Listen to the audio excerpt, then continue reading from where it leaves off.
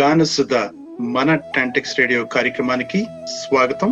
ఉత్తర Texas Telugu సంఘం TANTEX ఆధ్వర్యంలో గత 2 దశాబ్దాలకు పైగా విజ్ఞానాన్ని వినోదాన్ని అందిస్తున్న ఈ గానసుధ టాంటెక్స్ కార్యక్రమానికి ఈరోజు వ్యాఖ్యాతగా నేను మీ ఎన్ఆర్యు నరసింహారెడ్డి ఊరిమిండి. ప్రతి ఆదివారం సాయంత్రం 5 గంటల నుంచి 6 గంటల వరకు ఈ గానసుధ మన టాంటెక్స్ రేడియో కార్యక్రమం మీ ముందు.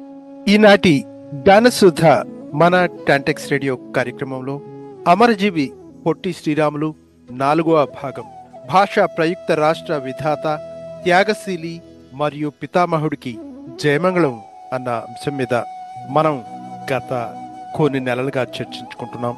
ఇది 4వ భాగం, ఇది చివరి భాగం. అయితే 4వ భాగం మొదలుపెట్టే ముందు 3వ భాగం చివరిలో ఏం మాట్లాడుకున్నామో ఒక్కసారి నెమరు వేసుకున్నాం.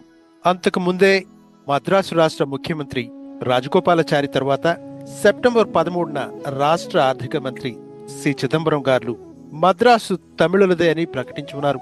దీనిని గమనించిన పొట్టి శ్రీరాములు 1952 సెప్టెంబర్ 14న కఠినమైన నిర్ణయానికి వచ్చినట్టు తెలుస్తోంది.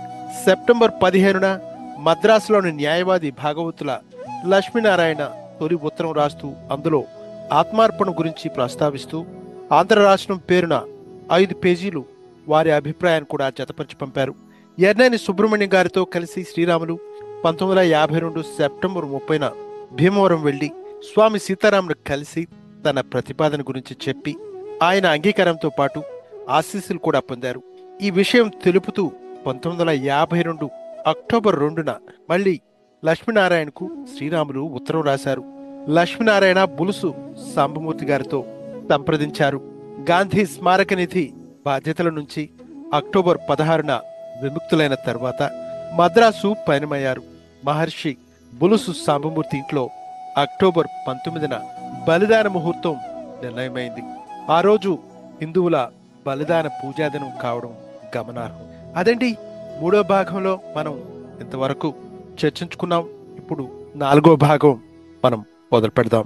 మద్రాసు మైలాపూర్లోని బులుసు సాంబమూర్తి అద్దె ఇంట్లో 1952 అక్టోబర్ 19వ తేదీ ఉదయం 10 గంటలకు పొట్టి శ్రీరాములు దీక్ష మొదలు. అప్పటికి ఆయన వయసు 51 సంవత్సరాలు. నల్లని శరీరం, 5 అడుగుల 2 అంగుళాల ఎత్తు, 119 పౌండ్లు బరువు ఉన్నారు. 7వ రోజుకు 9 పౌండ్లు తగ్గారు. 2వ వారానికి 14 పౌండ్లు తగ్గారు. 3వ వారానికి మరో 2 పౌండ్లు తగ్గారు. 40 రోజులకు శ్రవణ శక్తి, దృష్టి తగ్గింది, కానీ జ్ఞాపక శక్తి, బుద్ధి బాగా ఉంది. 55వ రోజు అంటే 1952 డిసెంబర్ 12న నిరాహార దీక్ష కాలంలో పొట్టి శ్రీరాములు ఆరోగ్య పర్యవేక్షణ చేసిన డాక్టర్ కస్తూరి నారాయణమూర్తితో తన దీక్షా నియమాలను పొట్టి శ్రీరాములు తెలిపారు. తన కఠోర దీక్షకు భంగం కలిగించకూడదని, తెలివి తప్పిన స్థితిలో కూడా నిరాహార దీక్షకు భంగం కలిగించకూడదని కోరారు. అక్కడక్కడ దౌర్జన్య పూరిత ప్రతిఘటన చర్యలు కూడా జరుగుతున్నాయని తెలిసి అహింసా నియమాలు పాటించమని ప్రజలకు తన విజ్ఞప్తిగా తెలపాలని కోరారు. నిజానికి దీని గురించి 1952 డిసెంబర్ 8న పార్లమెంటు నుంచి 50 మంది వాకౌట్ చేశారు. ప్రధానమంత్రి జోక్యం చేసుకోవాలని నలుమూలల నుంచి టెలిగ్రాములు వెళ్లాయి. ఆ రోజుకు దీక్ష ప్రారంభించి 50 రోజులైంది. నెహ్రూ ఆ రోజు కూడా విమర్శించారు. మరుసటి రోజు రాజ్యసభలో ప్రకటన చేశారు, కానీ అందులో స్పష్టత లేదు. రాజగోపాలాచారి కూడా ఏమాత్రం సానుభూతి లేకుండా రాజకీయంతో సాగారు. నెహ్రూ ఇదివరకు సీతారాం విషయంలో మాట తప్పిన సంగతి అందరికీ గుర్తుంది. వీటన్నిటి నేపథ్యంలో శ్రీరాములు కఠోర దీక్షను కొనసాగించి డిసెంబర్ 12న అలా తన దీక్షా నియమాలను తెలిపారు. చివరకు 1952 డిసెంబర్ 14వ తేదీ అంటే 57వ రోజు డాక్టర్ కస్తూరి నారాయణమూర్తి వైద్యం ముగించిన తర్వాత ప్రజలంతా మీ ఆరోగ్యం కోరుతున్నారు, దీక్ష విరమించవలసిందని స్వాతంత్ర్యం తీసుకుని శ్రీరాములను కోరారు. అందుకు శ్రీరాములు మౌనం వహించి నోటు మీద వేలేసుకున్నారు. ముఖ కవళికల్లో దీక్ష కొనసాగించాలనే దృఢ నిశ్చయం కనపడింది. అయితే శ్రోతలు ఇంకొక విషయం గమనించాలి. పొట్టి శ్రీరాములు దీక్షా సమయంలో పడుకోనున్న సమయంలో ఎవరెవరున్నారు పక్కన? సాంబమూర్తి సెక్రటరీ, బులుసు సాంబమూర్తి మేనలుడు ఎన్ఆర్ గుప్తా అందరూ ఉన్నారు. అంతేకాకుండా డాక్టర్ కస్తూరి నారాయణమూర్తి, ఎన్ఆర్ గుప్తా 2వ కుమార్తె అనురాధ గారు కూడా అప్పుడు చిన్న వయసు. మైలాపూర్ డాక్టర్లు వీళ్ళందరూ కూడా పొట్టి శ్రీరాములు పక్కన కూర్చున్న సన్నివేశం మనం ఒకసారి ఊహించుకోవచ్చు. పొట్టి శ్రీరాములు 1952 డిసెంబర్ 15వ తేదీ అంటే 58వ రోజుకి బరువు మరో 3.5 పౌండ్లు కోల్పోయి 84కు తగ్గారు. మలమూత్ర విసర్జన ఆగి సరిగా జరగడం లేదు. రాత్రి 9:45 శీతలం పెరిగింది. హృదయ స్పందనలు అందలేదు. చికిత్స చేస్తున్నప్పుడు పొట్టి శ్రీరాములు స్పృహ కోల్పోయారు. శ్వాసలో ఎగుళ్ళు దిగుళ్ళు కనబడ్డాయి. శ్వాస నాళంలో ఘర్షణ మొదలైంది. ఉన్నట్టుండి శ్వాస ఆగిపోయింది. అంటే రాత్రి 11:20 గుండె స్తంభించి గుండె ఆగిన 3 సెకండ్లకు శ్రీరాములు తుది శ్వాస వదిలారు. 30 ఏళ్లు వచ్చేసరికి తండ్రి, తల్లి, అక్క, అన్న, ఇంకా ఏకైక కుమారుడిని, భార్యను కోల్పోయిన విషాద జీవితం పొట్టి శ్రీరాములుది. 1917 తర్వాత అక్క గురమ్మ చనిపోయినప్పుడు ఆమె కుమారుడు ఎన్ఆర్ గుప్తకు 2 సంవత్సరాలు కూడా రాలేదు. అక్క భర్త మరో వివాహం చేసుకోవడంతో ఆ పసికందు బాధ్యత శ్రీరాములు తల్లి మీద పడింది. శ్రీరాములు తల్లిగారు కాలం చేసిన తర్వాత తమ్ముడు రంగయ్య గుప్తకు, మేనల్లుడు ఎన్ఆర్ గుప్తకు పొట్టి శ్రీరాములే పెద్ద దిక్కయ్యారు. 1930 తర్వాత శ్రీరాములకు సంబంధించిన ప్రతి అడుగులోనూ ఎన్ఆర్ గుప్తా అనుచరుడయ్యారు. సబర్మతి ఆశ్రమంలో ఉన్నారు. శ్రీరాములు గారితో జైలు పాలయ్యారు. బీహార్ పునరావాస సహాయ కార్యక్రమాల్లో కూడా అనుచరుడిగా మనం గమనించాం. వారే ఎన్ఆర్ గుప్తా. శ్రీరాములు అంత్యక్రియలను కూడా ఆయనే నిర్వహించారు. తొలుత పొట్టి శ్రీరాములు 1946 మార్చి నెలలో 8 రోజుల తర్వాత అదే సంవత్సరం నవంబర్ డిసెంబర్ నెలల్లో 19 రోజులు హరిజనుల దేవాలయ ప్రవేశం సంబంధించి గుడిలో సోదరుని ఇంటిలో సత్యాగ్రహ దీక్షలు బ్రిటిష్ పాలనలో చేశారు. స్వాతంత్ర్యం వచ్చాక 1948 సెప్టెంబర్ 10వ తేదీన మద్రాసులో ముఖ్యమంత్రి కార్యాలయం ఎదుట దీక్ష చేస్తే 11వ రోజు అరెస్ట్ చేశారు. జైలులో ఎన్ని రోజులు చేశారో వివరాలు లేవు.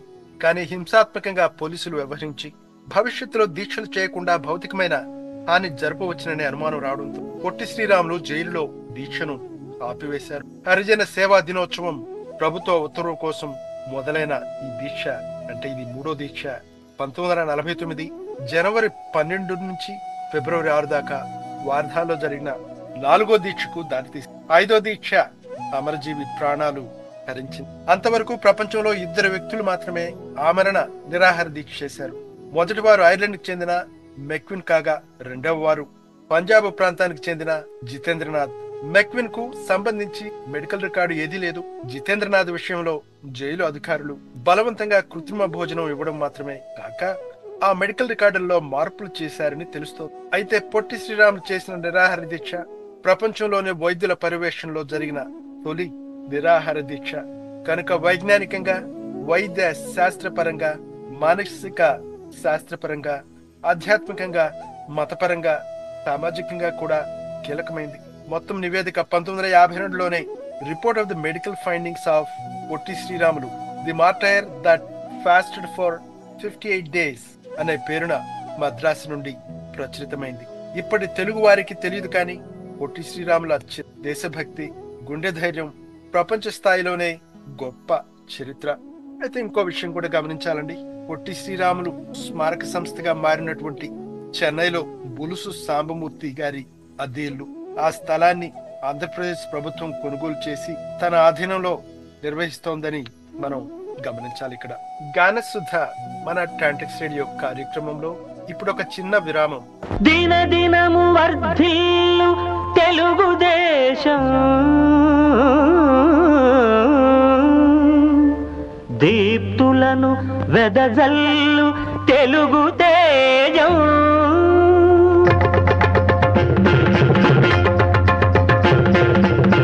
తేనె కన్నా తీయనిది తెలుగు భాష, తేనె కన్నా తీయనిది తెలుగు భాష. దేశ భాషలందు లెస్స తెలుగు భాష, దేశ భాషలందు లెస్స తెలుగు భాష. తేనె కన్నా తీయనిది తెలుగు భాష.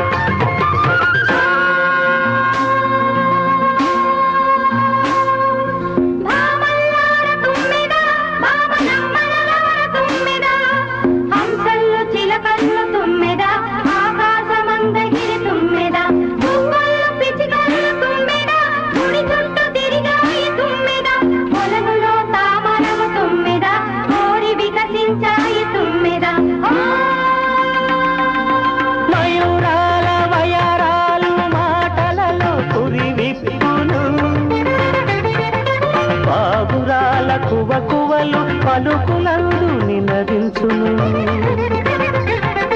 మయూరాలు మాటలలో పురి విప్పులు పావురాల కువకువలు పలుకులందు నినదించును. సప్తస్వరనాద సుధలు నవరస భావాల మణులు, సప్తస్వరనాద సుధలు నవరస భావాల మణులు, జారు తెలుగు సొగసులో నజాలు వారు జాతీయం. తేనె కన్నా తీయనిది తెలుగు భాష, దేశ భాషలందు లెస్స తెలుగు భాష. తేనె కన్నా తీయనిది తెలుగు భాష.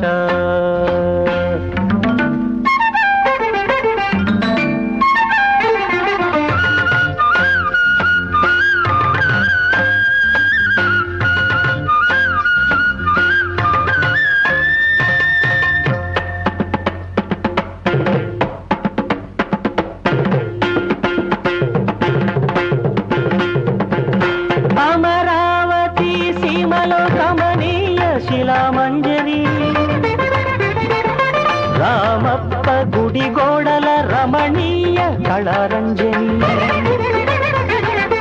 అమరావతి సీమలో కమనీయ శిలామంజరి రామప్ప గుడి గోడల రమణీయ కళారంజని.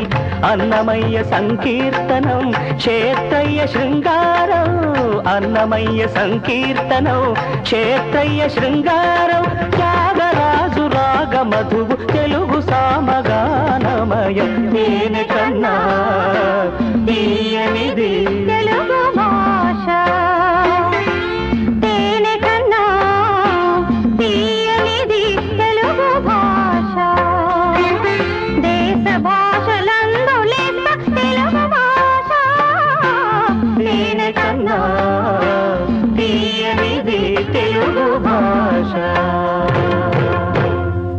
గానసుధ మన టాంటెక్స్ రేడియో కార్యక్రమానికి పునఃస్వాగతం. ఈరోజు అమరజీవి పొట్టి శ్రీరాములు 4వ భాగం, ఈ చివరి భాగం. భాషా ప్రయుక్త రాష్ట్ర విధాత, త్యాగశీలి మరియు పితామహుడికి జయమంగళం అన్న అంశం మీద గత కొన్ని నెలలుగా ఆ మహనీయుడి గురించి తెలుసుకుంటూ ఉన్నాం. భాషా ప్రయుక్త రాష్ట్రాల పితామహుడు తెలుగు ప్రాంతాలను ఏకం చేస్తూ ఒక రాష్ట్రం కావాలనే 6 దశాబ్దాల ఆకాంక్షను, అలా ఏర్పడబోయే రాష్ట్రానికి 10 ఏళ్లు మద్రాసు రాజధానిగా కొనసాగాలని కోరుతూ గాంధేయ పద్ధతులలో సత్యాగ్రహ దీక్ష చేసిన పొట్టి శ్రీరాములు 58 రోజులకు అమరులయ్యారు.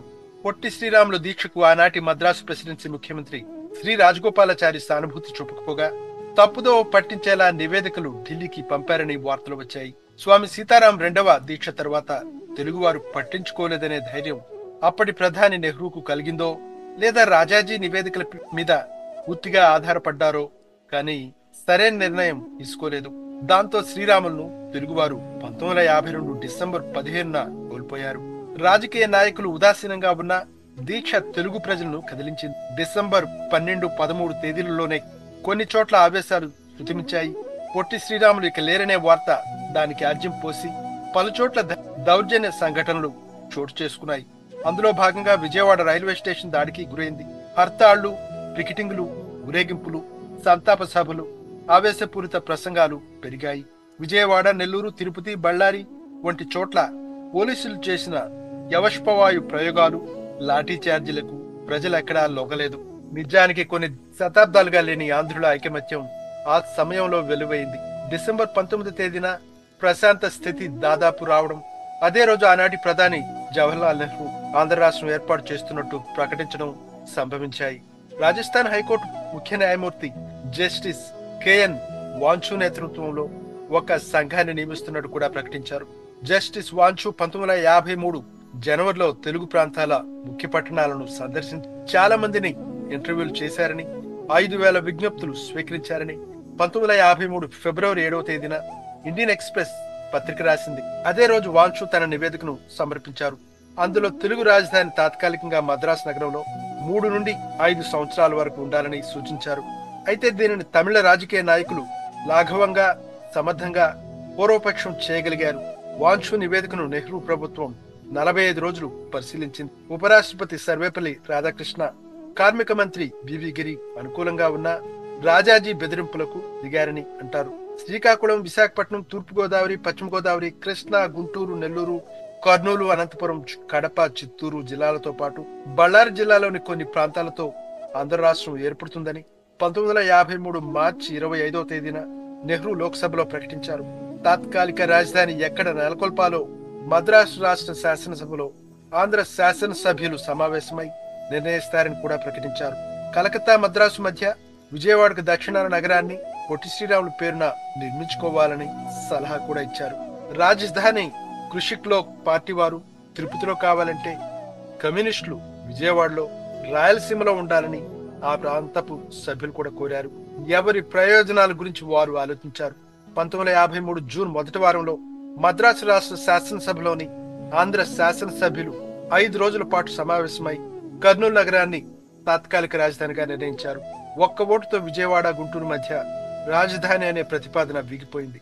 ఆంధ్ర ప్రాంతపు కాంగ్రెస్ కమిటీ సభ్యులు నీలం సంజీవరెడ్డి అవుతారని ఆశిస్తున్న సమయంలో కాంగ్రెస్ అధిష్టానం ప్రకాశం పంతులను తొలి ముఖ్యమంత్రి అభ్యర్థిగా ప్రతిపాదించింది. 1953 అక్టోబర్ 1వ తేదీన మద్రాసు లేని చాలా తెలుగు ప్రాంతాలు కోల్పోయిన ఆంధ్ర రాష్ట్రం ప్రకాశం ముఖ్యమంత్రిగా, సంజీవరెడ్డి ఉప ముఖ్యమంత్రిగా ఏర్పడింది. నిడదవోలు, బాపట్లలతో తొలి తెలుగు మహాసభలు జరిగిన సమయంలోనే తిరుచిరాపల్లిలో తమిళంతా సమావేశమై కావేరీ దక్షిణాన ఉన్న ప్రాంతంలో రాష్ట్రాన్ని ఏర్పరచమని కోరారని అంటారు.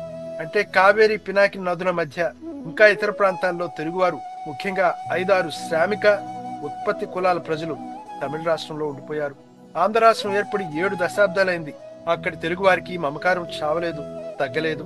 కానీ ఈ విషయాన్ని ఇంతవరకు తెలుగు ప్రభుత్వాలు కానీ, ప్రముఖులు కానీ, నాయకులు కానీ, కళాకారులు కానీ పట్టించుకున్న దాఖలాలు లేవు. మద్రాసు నగరానికి తెలుగువారు ఎంతో దోహదం అనే విషయాలు వివరిస్తూ ప్రకాశం పంతులు రాసిన వివరమైన నివేదిక తొలుత ఇంగ్లీష్లోను, దాని తెలుగు అనువాదం పొట్టి శ్రీరాములు గతించడానికి కొన్ని రోజుల ముందు వచ్చేయింది. 1952 డిసెంబర్ 29న ఈ తెలుగు నివేదిక మరోసారి ప్రచురించారు. చాలా విలువైన పరిశోధనది. అక్కడ తెలుగు వారిని మర్చిపోయినట్టు ఈ నివేదికకు కూడా ఇక్కడ తెలుగువారు విస్మరించారు. హైదరాబాద్ కాసిపడి మద్రాసును తెలుగువారు కోల్పోకూడదని కూడా 1952 సెప్టెంబర్ 15న పొట్టి శ్రీరాములు భాగవతుల లక్ష్మీనారాయణకు రాసిన వివరమైన పేర్కొన్నారని గమనించాలి. తమిళ ప్రాంతంలోనే కాక కోలారు, బళ్ళారి జిల్లాల తెలుగు ప్రాంతాలను రాయలసీమ నాయకులు రాజగోపాలాచారి, నెహ్రూ రాజకీయాల వల్ల కోల్పోయారని అంటారు. తిరుత్తని వంటి ప్రాంతాలను మళ్లీ 1960లో కోల్పోయింది. 1956 నవంబర్ 1న నైజాం రాష్ట్రంలోని కొన్ని ప్రాంతాలతో ఆంధ్రప్రదేశ్ ఏర్పడింది. ఈ సమయంలో కూడా చాలా జిల్లాలను కన్నడ, మరాఠీ భాషల రాష్ట్రాలతో కలిపారు. ఈ సమయంలో హైదరాబాద్ ముఖ్యమంత్రి బూర్గుల రామకృష్ణారావు పదవిని త్యాగం చేసిన ధన్యుడు.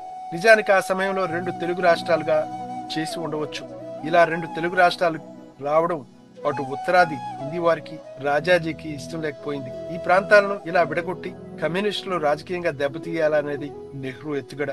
ఫలితంగా కన్నడం, ఒరియా, తమిళ భాషల వాళ్ళు ఎక్కువ భూభాగం పొంది లాభపడగా తెలుగువారు తమ ప్రాంతాన్ని, ప్రజలను పోగొట్టుకున్నారు. హైదరాబాద్ తో రాజధానిగా ఏర్పడిన ఆంధ్రప్రదేశ్ మళ్లీ 2014లో తెలంగాణ ప్రాంతాన్ని కోల్పోయి శ్రీరాములు సాధించిన వీణ వంటి ఆకారం గల ప్రాంతంతో మిగిలిపోయింది. ఈసారి ఆంధ్రప్రదేశ్ భద్రాచలం ప్రాంతాన్ని తెలంగాణ రాష్ట్రానికి వదిలేయడం గమనార్హం. ఇప్పుడు 2 రాష్ట్రాల్లోనూ బయట కలిసి 16 నుంచి 18 కోట్ల మంది తెలుగువారు ఉన్నారని అంచనా. ఉదాహరణకు 2023 ఎన్నికల్లో కర్ణాటక శాసనసభకు ఎన్నికైన వారిలో కన్నడిగులు 112 కాగా 69 మంది తెలుగువారు. మన దేశంలో 3వ అతిపెద్ద నగరమైన బెంగళూరులో ఎన్నికైన 28 మందిలో 16 మంది కన్నడిగులు కాగా 7 తెలుగువారు, 2 తమిళులు, మలయాళీలు, 1 ఉర్దూ. ఇది చాలా తాజా దృష్టాంతం. గానసుధ మన టాంటిక్స్ రేడియో కార్యక్రమంలో ఇప్పుడు ఒక చిన్న విరామం.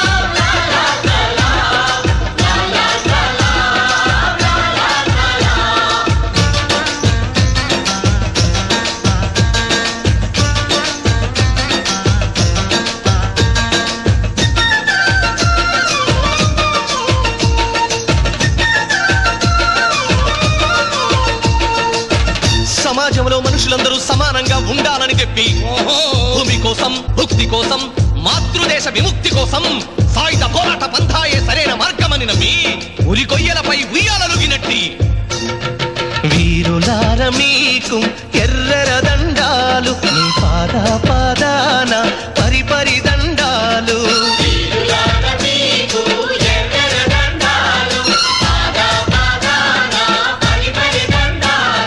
అన్నాలార, తమ్ములార, అక్కాలార, సెల్లేలార, శూరులార మీకు ఎర్రర దండాలు, మీ పాద పాదాన పరిపరి దండాలు.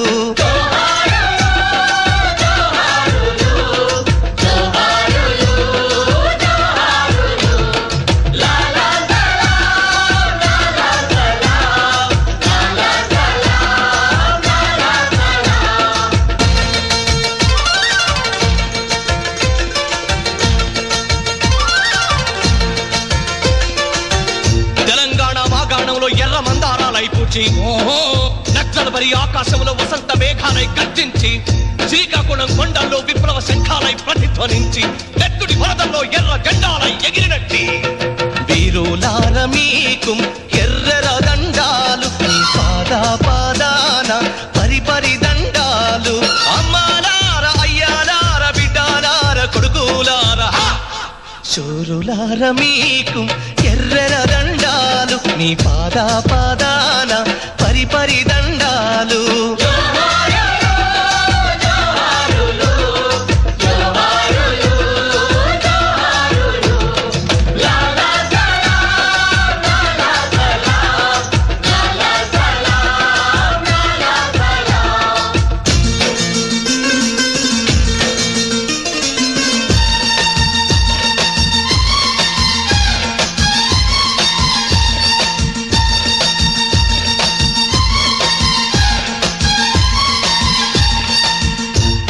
సీమ కొండల్లో లావాలా రగిలి భూస్వాముల ఫ్యాక్షనిస్టుల గుండెల్లో బర్మాలై పేలి తూటా మీద తూటా దూసుకొస్తుంటే సాగును సవాలు చేసి గుండెనెదురొట్టి నిలిచినట్టి పోరాటాల రాములు ఎర్రర దండాలు, పాద పాదాన పరిపరి దండాలు.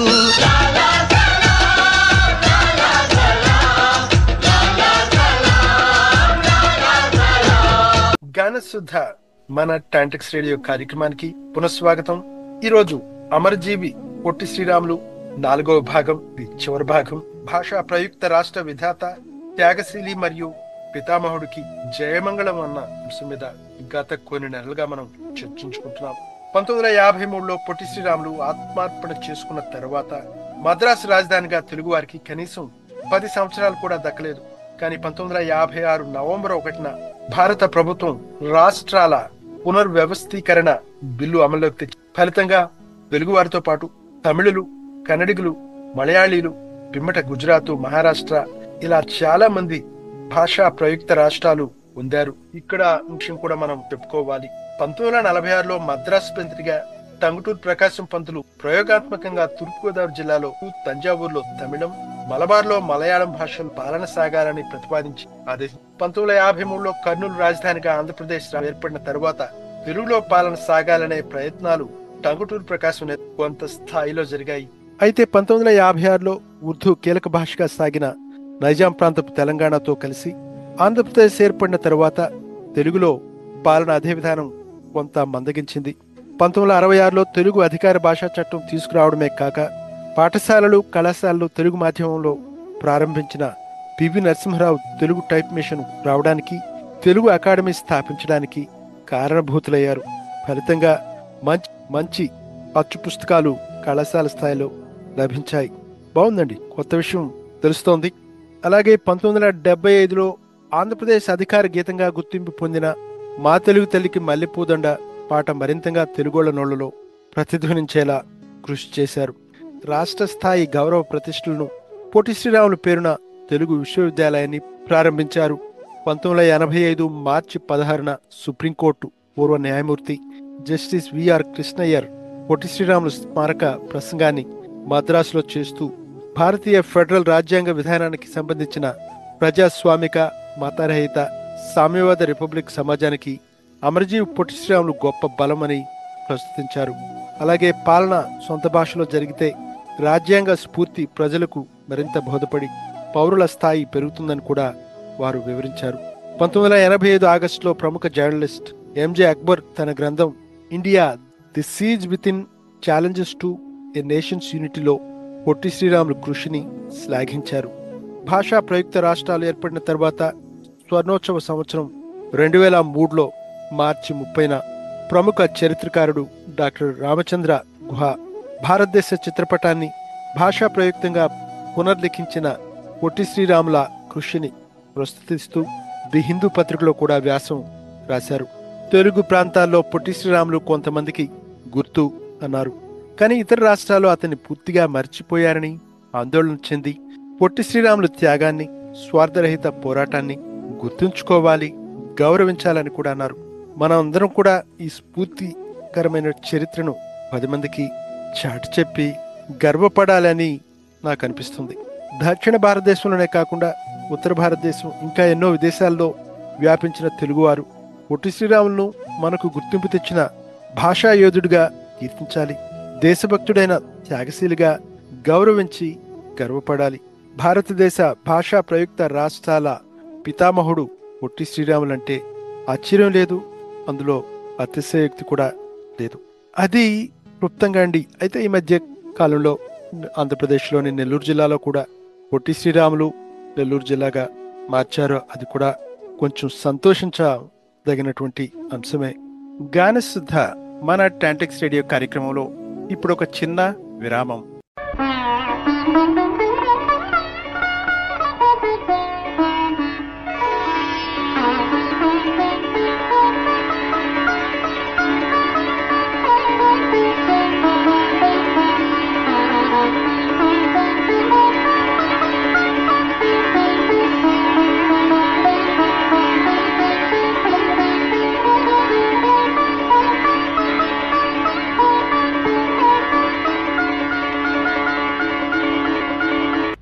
మాణిక్య వీణాముఫలాలయంతి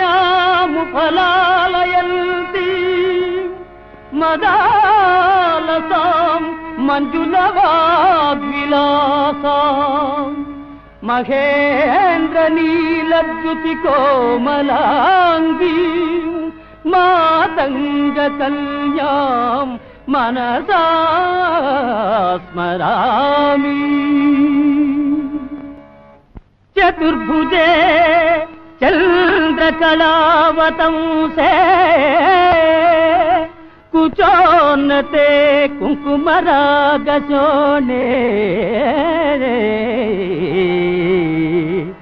పుండ్రేక్షు పాశాంకుశ పుష్పబాణహస్తే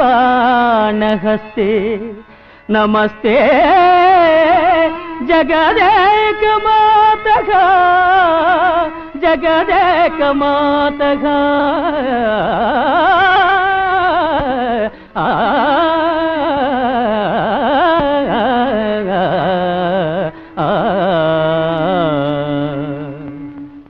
మాతా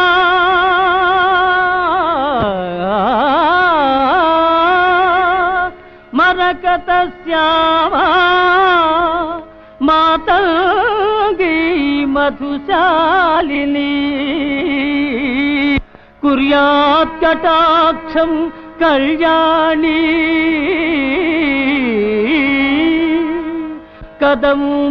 కదంబవనవాసిని.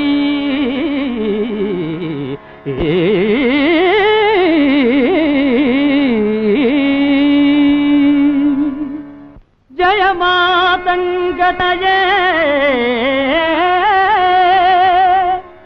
జయ నీలోత్పలజ్జుతే జయ సంగీత రసికే జయ లీలా సుఖ ప్రియే.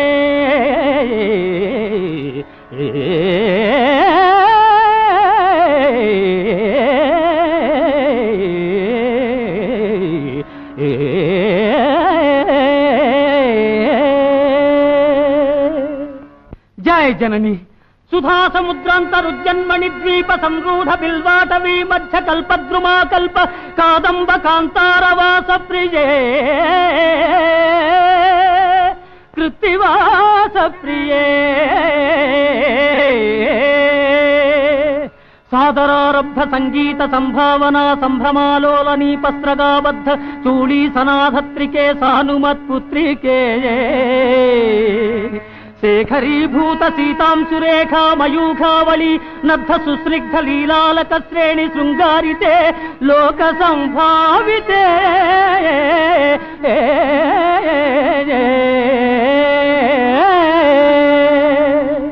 కామలీలాధనుస్సన్నిభ్రూలతా పుష్ప సందేహ కృచ్ఛారు గోరోచనా పంకకేళి లలామాభిరామే సురామే రమే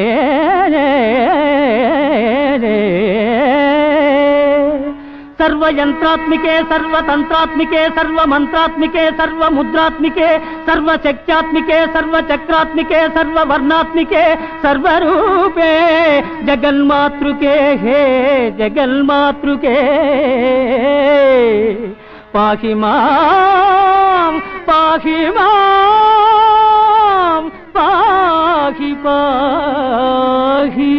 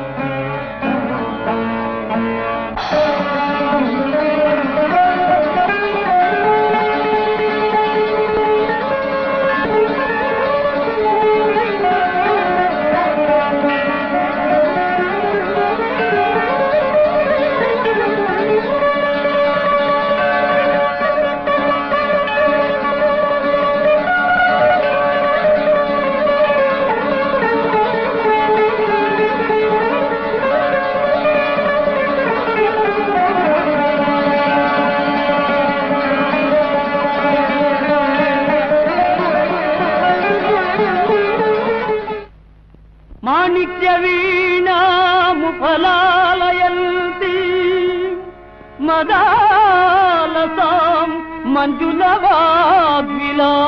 మధుశాలిని కుర్యాత్ కటాక్షం కళ్యాణి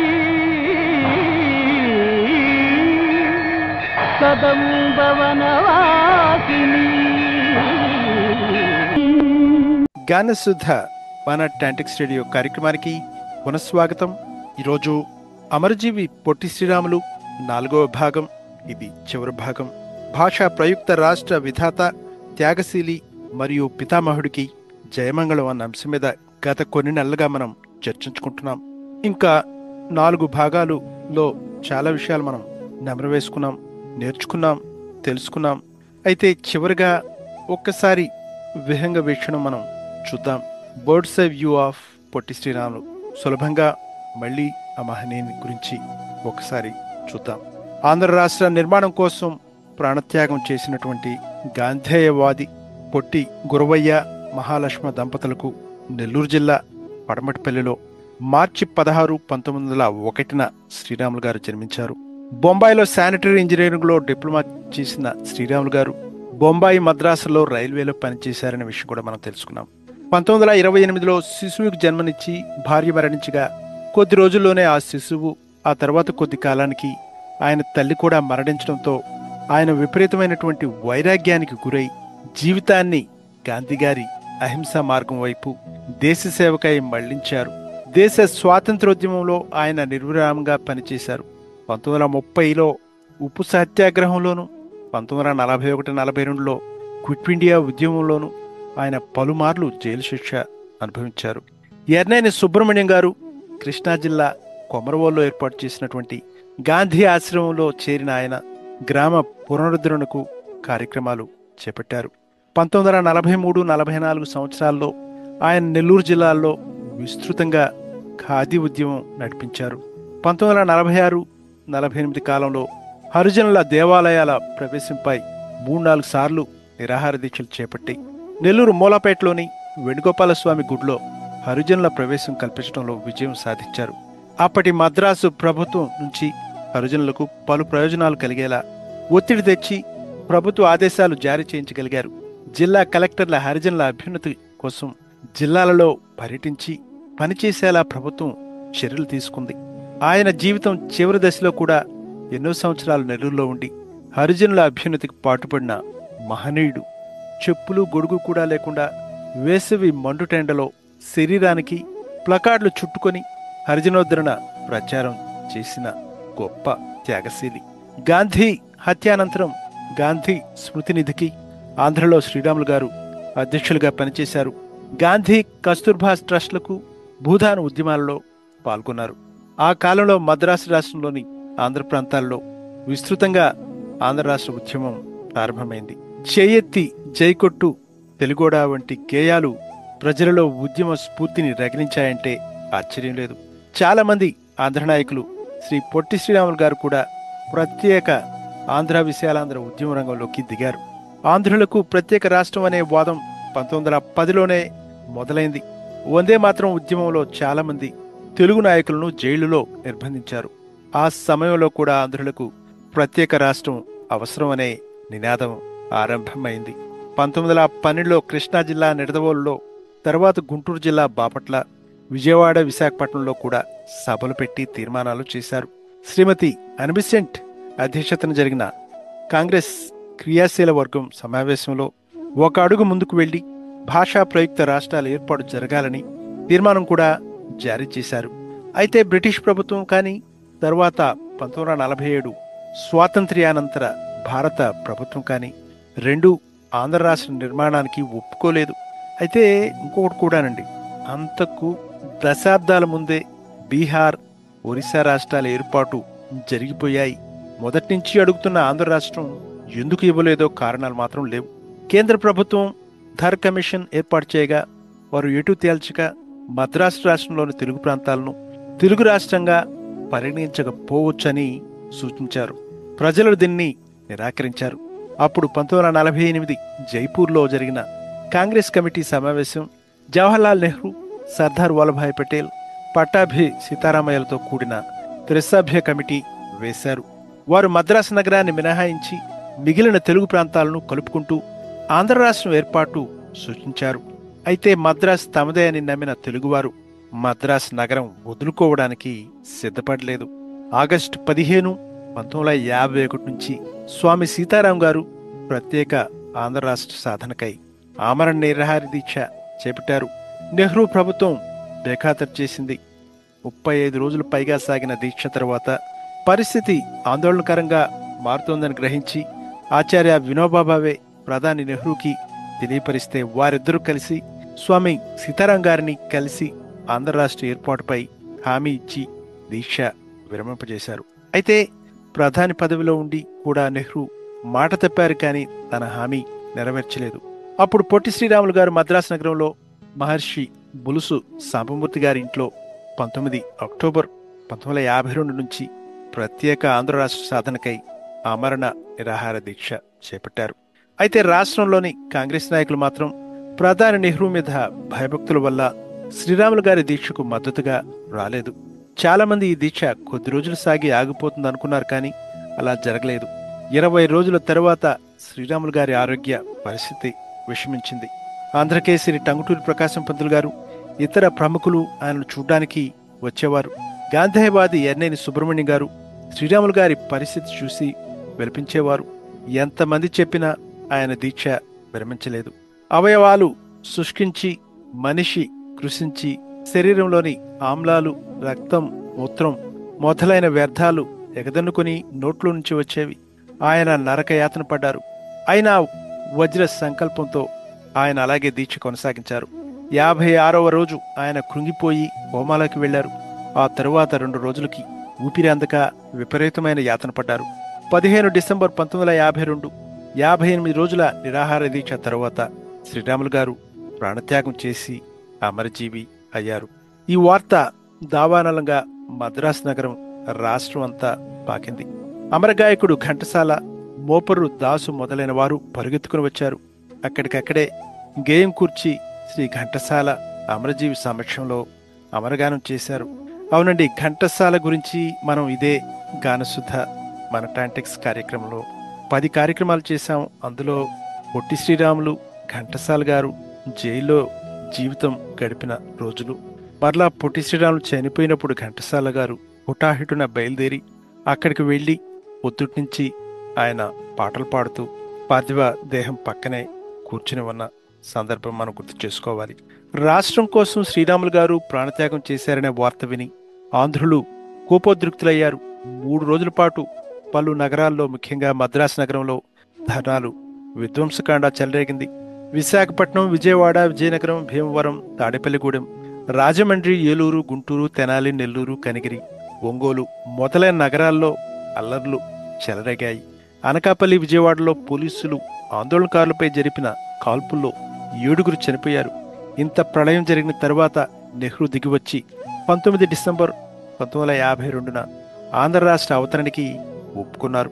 అయితే ఇంత బలిదానం జరిగిన తర్వాత కూడా మళ్లీ పాత తీర్మానం ప్రకారం ప్రధాని నెహ్రూ తమిళనాడు కాంగ్రెస్ నాయకుడు శ్రీ రాజాజీ నిర్ణయం ప్రకారం మద్రాసు నగరాన్ని ఆంధ్ర రాష్ట్రంలో కలపకుండా నివారించగలిగారు. కర్నూలు రాజధానిగా అక్టోబర్ 1, 1953 తేదీన ఆంధ్ర రాష్ట్రం అవతరించింది. ఆ తర్వాత 3 సంవత్సరాలకి విశాలాంధ్ర రాష్ట్రం ప్రాతిపదికన 1 నవంబర్ 1956న హైదరాబాద్ రాజధానిగా ఆంధ్రప్రదేశ్ రాష్ట్ర అవతరణ జరిగింది. అదండి చరిత్రలో మనకు తెలియని విషయాలు కొన్ని తెలుసుకోవడం కూడా ఈ మహనీయుడి పుణ్యమానే. సత్యాగ్రహం, నిరాహార దీక్ష, సహాయ నిరాకరణ, స్వాతంత్రోద్యమంలో బ్రిటిష్ వారి మెడలు వంచడానికి వాడిన అస్త్రాలు, వాటిని త్రికరణ శుద్ధిగా నమ్మి ప్రాణత్యాగం చేసిన వారు వేళ్ల మీద లెక్క పెట్టగలిగేంత మంది కూడా లేరు. వారిలో అరుదైన నిస్వార్థ నిష్కామ యోగి శ్రీ పొట్టి శ్రీరాములు గారు. ఆంధ్రప్రదేశ్ రాష్ట్రం ఆయన ఆత్మత్యాగం ఫలితం.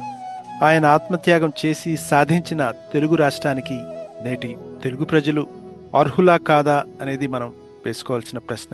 బాగుందండి ఇది. అయితే ఇప్పుడు 2 తెలుగు రాష్ట్రాలయ్యాయి. అందరూ తెలుగువారు సంతోషంగా ఉండాలని కోరుకున్నాం. పొట్టి శ్రీరాములు గారు చేసిన కృషి ఒకసారి మనందరం కూడా గుర్తు చేసుకోవాలని కూడా మనం ఈ కార్యక్రమం ద్వారా తెలుసుకున్నాం. గానసుధ మన టాంటెక్స్ రేడియో కార్యక్రమంలో ఇప్పుడు ఒక చిన్న విరామం. గానసుధా గానసుధా గానసుధా మన టాంటెక్స్ రేడియో వినండి, చాలా బాగుంటుంది. ఏంటో గానసుధ మన టాంటెక్స్ రేడియో కార్యక్రమానికి పునఃస్వాగతం. ఈరోజు అమరజీవి పొట్టి శ్రీరాములు 4వ భాగం, ఇది చివరి భాగం. భాషా ప్రయుక్త రాష్ట్ర విధాత, త్యాగశీలి మరియు పితామహుడికి జయమంగళం. ఈ కార్యక్రమం చేయడం నా అదృష్టంగా భావిస్తున్నాను. అయితే ఈ కార్యక్రమానికి నాకు సహకరించిన పుస్తకం అమరజీవి పొట్టి శ్రీరాములు పోరాట జీవిత కథ. డాక్టర్ నాగసూరి వేణుగోపాల్ గారు రచించారు. చాలా మంచి పుస్తకం. ఆయన చాలా మంచి విషయాలంటే మనకు తెలియని విషయాలను ఆయన, ఇది శ్రీ రాఘవేంద్ర పబ్లికేషన్స్ విజయవాడ అండి, వారికి ప్రత్యేకమైనటువంటి కృతజ్ఞతలు. అంతేకాకుండా ఇంకొక పుస్తకం కూడానండి, ధ్రువతార పొట్టి శ్రీరాములు జీవిత గాథ అనే పుస్తకం కూడా చాలా చిన్న పుస్తకం. అందులో కూడా కొన్ని ఆసక్తికరమైన విషయాలున్నాయి. రచన శ్రీ రావినూతల శ్రీరాములు గారు. ఇవే కాకుండానండి ఇంకా బయట పత్రికల్లో వచ్చిన వార్తలు కూడా కొన్ని చివరిగా నేను మీతో పంచుకున్నది. అమరజీవి పొట్టి శ్రీరాములు ఆంధ్ర రాష్ట్ర సాధన అనేది బయట సమాచార భారతి వాళ్ళది. అందులో ఈ విఎస్కే తెలంగాణ అనే ఆర్గనైజేషన్ ద్వారా అక్కడ తీసుకున్నాను. అందులో క్లుప్తంగా రాసింది కాబట్టి చివరిలో విహంగ వీక్షణం చేస్తూ పొట్టి శ్రీరాములు గారి జీవితం, ఆయన ఆత్మ బలిదానం, తద్వారా భారతదేశంలో భాషా ప్రయుక్త రాష్ట్రాలు ఏర్పడడం, ఆ ఏర్పడడానికి పొట్టి శ్రీరాములు ఒక పితామహుడు అని చెప్పడం కోసం ఆ వార్త తీసుకున్నాను. గానసుధ మన టాంటెక్స్ రేడియో కార్యక్రమంలో పొట్టి శ్రీరాములు, ఘంటసాల, ఈ మధ్య వాగ్గేయకారులు, అందులో కూడా ఒక 5 కార్యక్రమాలు, గొప్ప భాషా సాహిత్యం సంస్కృతితో, అంతేకాకుండా మన సాహితీవేత్తలు, సమాజ సేవకులు, గొప్పవారి గురించి తెలుసుకోవడం, ఇందులో పంచుకోవడం నా అదృష్టంగా భావిస్తున్నాను. వచ్చే ఆదివారం వరకు వినండి, వినిపించండి, వింటూనే ఉండండి గానశుద్ధ మన టాంటెక్స్ రేడియో కార్యక్రమం. Thank you. Signing off. Goodbye. ధన్యోస్మి. నేను మీ ఆర్జే ఎన్ఆర్యు డాక్టర్ నరసింహారెడ్డి ఊరిమిండి.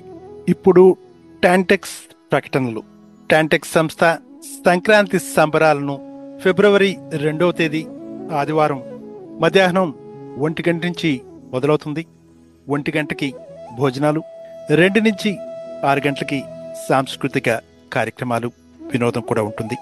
ఇది ఆదివారం ఫిబ్రవరి 2 Irving arts centre, 3333 north MacArthur boulevard, Irving, Texas అండి. అర్వింగ్ ఆర్ట్స్ సెంటర్ ఆదివారం ఫిబ్రవరి 2 2025. అయితే ఈ కార్యక్రమానికి ప్రత్యేకతలు ఏమిటంటే సాయి తరంగ్, వందే మాతరం నేపథ్య గాయకులు, అలాగే శ్రేయలక్ష్మి కోడెల నేపథ్య గాయని. వీళ్ళ గానామృతమే కాకుండా మీకు వ్యాపారస్తులకు ముఖ్యంగా వెండర్ బూత్స్ ఉంటాయి, అంతేకాకుండా రాఫిల్ ప్రైజెస్ అదండి. అయితే మీరు టికెట్ల కోసం tantex.eventsmart.comకి వెళ్ళండి. Reserve your ticket, register your name, registration is required అండి. ప్రీ పార్కింగ్, ప్రవేశం ఉచితం, కానీ రిజిస్ట్రేషన్ ఈజ్ రిక్వైర్డ్. కాబట్టి https://tantex.eventsmart.comకి వెళ్ళి మీరు రిజిస్టర్ చేసుకోవాలి. అధిక వివరాలకు చంద్రశేఖర్ రెడ్డి పొట్టిపాటి అధ్యక్షులు 469-426-7310కి ఫోన్ చేసి మీరు అధిక వివరాలను తెలుసుకోవచ్చు. అదండి టాంటెక్స్ సంక్రాంతి సంబరాలు 2025 సంవత్సరానికి మొట్టమొదటి కార్యక్రమం. అందరూ కూడా డాలస్ మహానగరంలో ఉంటే తప్పకుండా కార్యక్రమానికి రండి. సంక్రాంతి సంబరాలను మీరు కూడా పంచుకోండి. టాంటెక్స్ ప్రకటనలు. టాంటెక్స్ సంస్థకు ప్రాణవాయువులాగా నిధులను అందిస్తున్న పోషకదాతలను ఒకసారి గుర్తిద్దాం. Platinum sponsors: doctor Prem Reddy, president, CEO and chairman, Prime Health Care Services ink.